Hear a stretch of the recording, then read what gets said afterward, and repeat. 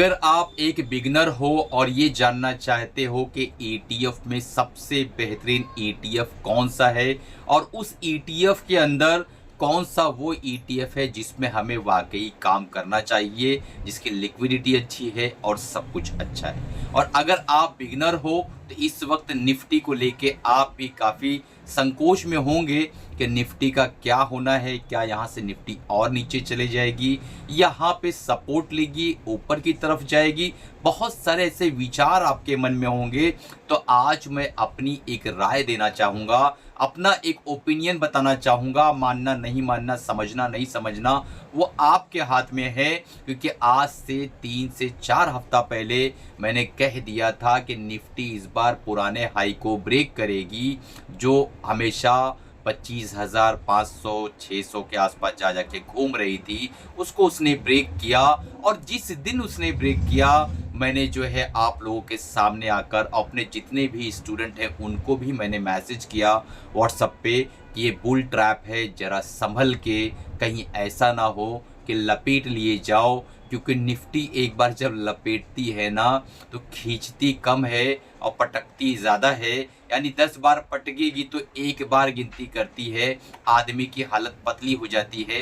कई बार ऐसा होता है कि कपड़े भी नहीं बचते हैं, क्योंकि मार्केटों का काम ही ऐसा है, मार्केटें काम ही ऐसा करती हैं। इसी तरीके से मार्केट का बिहेवियर होता है। तो अगर आप बिगिनर हो, समझ नहीं पा रहे हो कि निफ्टी क्या करने वाली है, तो वीडियो में बने रहो ताकि आप सही तरीके से समझ सको, अपना निर्णय ले सको। तो चलिए शुरू करते हैं आज का वीडियो कि निफ्टी बीज क्या यहाँ से चली जाएगी या गिर जाएगी। सारी चीज़ों को समझेंगे। चैनल को सब्सक्राइब नहीं किया है, बिल्कुल न्यू भी हो, अभी मार्केट में आए हो तो सब्सक्राइब कर लो, बेल बटन दबा दो ताकि इस तरीके की जब भी लर्निंग वीडियोस में अपलोड करूँ आप तक पहुँच सके, आप उससे बेनिफिट उठा सको। जैसा कि आपने थंबनेल पे देखा कि आज हम एक निफ्टी ईटीएफ का डिस्कशन करने वाले हैं कि निफ्टी ईटीएफ के अंदर सबसे बढ़िया ईटीएफ कौन सा है। इस वक्त निफ्टी खड़ी है 25,400 के आसपास और एक ऐसे लेवल पे खड़ी है निफ्टी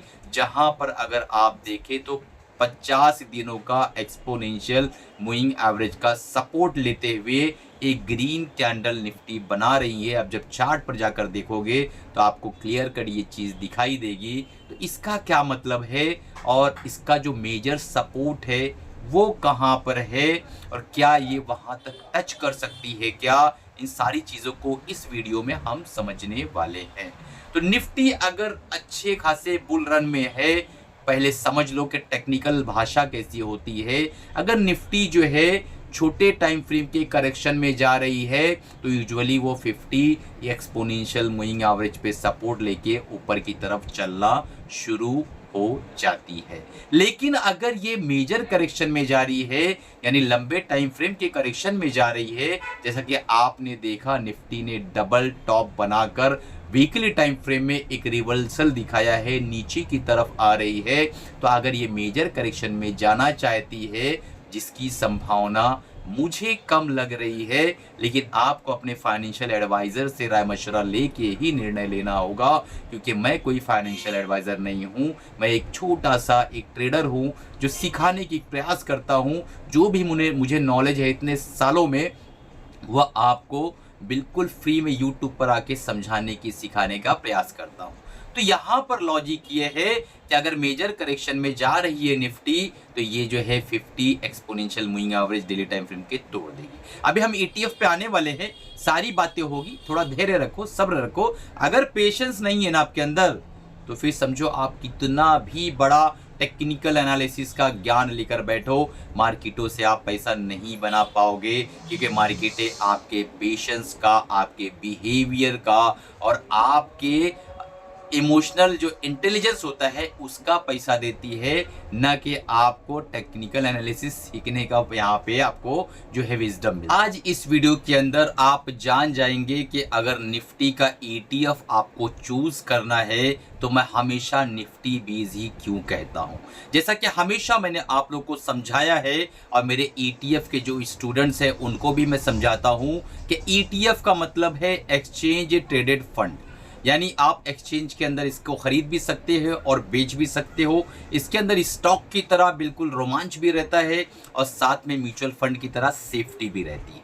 तो हमेशा अगर आप बिगिनर हो तो कोशिश करो कि इस ETF के द्वारा ही अपनी जर्नी को स्टार्ट करो। ये ETF क्यों?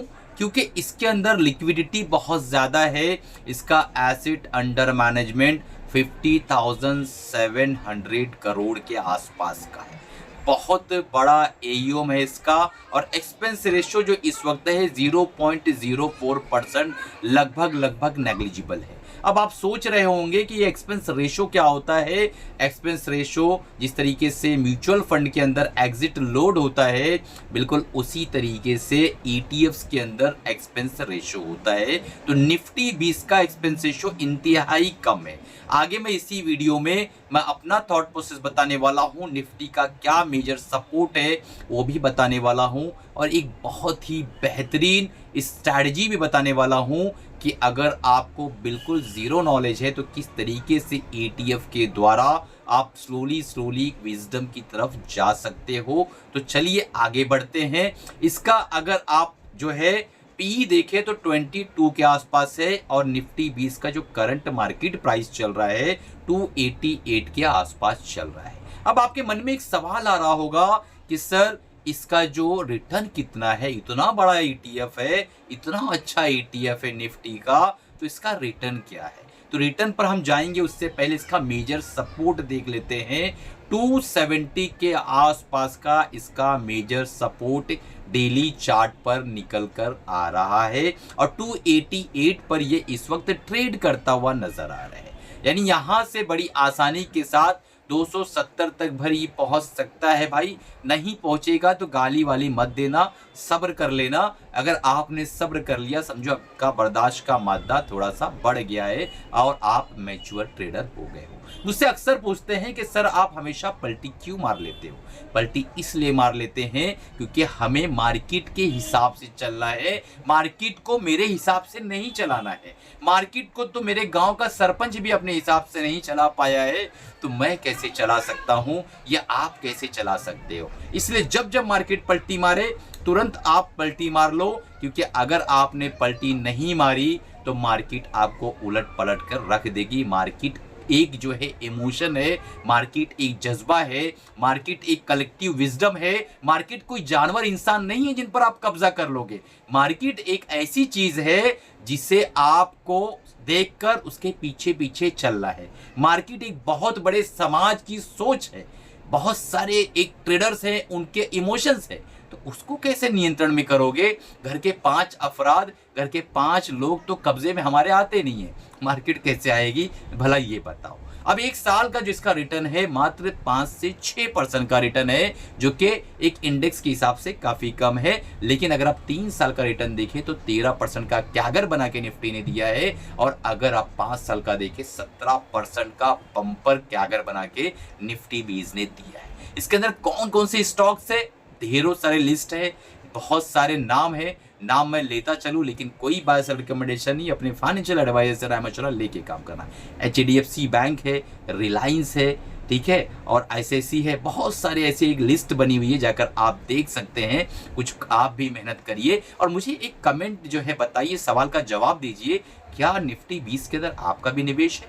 और अगर है तो कौन से लेवल पे आपने निवेश कर रखा है? क्या क्वांटिटी आपने बाय कर रखी है? क्या आप इस वक्त प्रॉफिट में हैं या ऊपर बुल ट्रैप में आप अटक गए हैं? अगर अटक गए हैं तो आपको सोचना चाहिए कि क्या ETF के अंदर भी सीखने की, लर्निंग करने की ज़रूरत है? जी हाँ दोस्तों, बिल्कुल ज़रूरत है, क्योंकि बहुत सारे ऐसे ETF हैं जिसके अंदर किसी का कुछ बन नहीं रहा है, लॉन्ग टर्म इन्वेस्टर बनकर बैठे हुए हैं। ढेरों सारे ETF का मैं नाम गिना सकता हूँ, CPSE ETF है, ITBs है, इसमें लोग इन्वेस्टर बन के 4-4 साल, 1-1 साल, 3-3 साल से बैठे हुए हैं। लेकिन अगर आपने हमारा ETF का ट्रेडिंग प्रोग्राम ज्वाइन किया होता तो आपको वैसे बैठे नहीं रहना होता, आपको काम मिलता रहता, आप काम करते रहते। कैसे रिस्क को मैनेज करना है, कैसे कैश को मैनेज करना है, कैसे ETF को मैनेज करना है। 160 से भी ज़्यादा ETF लिस्टेड है, किसमें काम करोगे? तो इसीलिए ETF ट्रेडिंग प्रोग्राम अगर ज्वाइन करना चाहते हो, लाइव सेशन जूम पर होने वाला है, बहुत कम सीट्स बची हुई है अगले बैच के लिए। तुरंत आज ही इनरोल कर लो, आपको रिकॉर्डेड प्रोग्राम तुरंत प्रोवाइड कर दिया जाएगा। आज से आपकी लर्निंग और साथ में 3 महीने की मेंटरशिप शुरू हो जाएगी। चलिए आगे बढ़ते हैं। अगर यहाँ पर हम देखें इसके इस ETF में कौन कौन से जो है सेक्टर हैं, किस तरीके से ETF ने एलोकेशन किया है, तो लार्ज कैप में इसने 99% का एलोकेशन किया है, मिड कैप में 0.66 और जो है अदर्स में 0.13% के आसपास का यहाँ पर एलोकेशन दिखाई दे रहा है। फाइनेंशियल सेक्टर में 32%, IT के अंदर 12%, ऑटो के अंदर 6%, FMCG में 6% और अदर्स में 8% के आसपास का यहाँ पर होल्डिंग दिखाई दे रही है। दोस्तों कुल मिला के ये ETF काफ़ी मजबूत, काफ़ी तंदुरुस्त है, बड़ा हाथी है, लेकिन आपने देखा कि पिछले 5 सालों के अंदर भी इसने हमेशा प्रॉफिट ही बनाकर दिया हुआ है। तो अब सवाल ये पैदा होता है कि आप किस तरीके से काम करोगे, कंपाउंडिंग का उपयोग किस तरीके से करोगे। अगर आपको बिल्कुल नॉलेज नहीं है तो किस तरीके से आप काम कर सकते हो। आप 5 ETF का चुनाव कर लो और आप कोशिश करो कि थोड़ा थोड़ा अमाउंट पांचों ETF में डालो। पहला ETF तो मैंने ये बता दिया हूं। अगर आपको दूसरा, तीसरा, चौथा, पांचवा ETF जानना है तो कमेंट करके बताइएगा कि सर आगे के ETFs मुझे बताइए, हमें जानना है। तो आप किस तरीके से धीरे धीरे जो है एक छोटे छोटे अमाउंट को जोड़ते हुए कंपाउंडिंग का इफेक्ट लेते हुए एक विजडम बना सकते हो दोस्तों। तो आज का वीडियो कैसा लगा, आज का ये ETF जो मैंने बताया कैसा लगा। निफ्टी का जो मेजर करेक्शन यहाँ पर एक दिख रहा है कि 2500 तक निफ्टी एनी टाइम आ सकती है, क्योंकि एक जो है एक लार्ज टाइप का जो करेक्शन होता है वहां पे आके करेक्ट होना चाहिए और उससे नीचे गई तो 24,700 के आसपास जा सकती है। दोस्तों करेक्शन मार्केटों में बड़ी भी हो सकती है, छोटी भी हो सकती है, लेकिन एक बड़ी करेक्शन से हम ऊपर निकले हैं, निकलने की कोशिश कर रहे थे, वापस से करेक्शन आ गया। वीकली टाइम फ्रेम में यहाँ पर आप देखें तो एक करेक्ट होने के बाद एक सपोर्ट लेती हुई निफ्टी नजर आ रही है। तो आप अपने फाइनेंशियल एडवाइजर से राय मशवरा लेके कृपया करके काम करिए। मेरी तरफ से कोई बायस रिकमेंडेशन नहीं है, मैं एक टीचर, मेंटर, एक गुरु हूँ। अगर आपको लगता है कि सर की सिखाने की, पढ़ाने की और समझाने की स्टाइल अच्छी है, आप पैरेलल इनकम जनरेट करना चाहते हैं, हमारा ETF का ट्रेनिंग प्रोग्राम तुरंत ज्वाइन कर ले। मिलते हैं लाइव सेशन में, तब तक के कमाते रहो, खुश रहो, अपना और अपनी फैमिली का ख्याल रखो दोस्तों।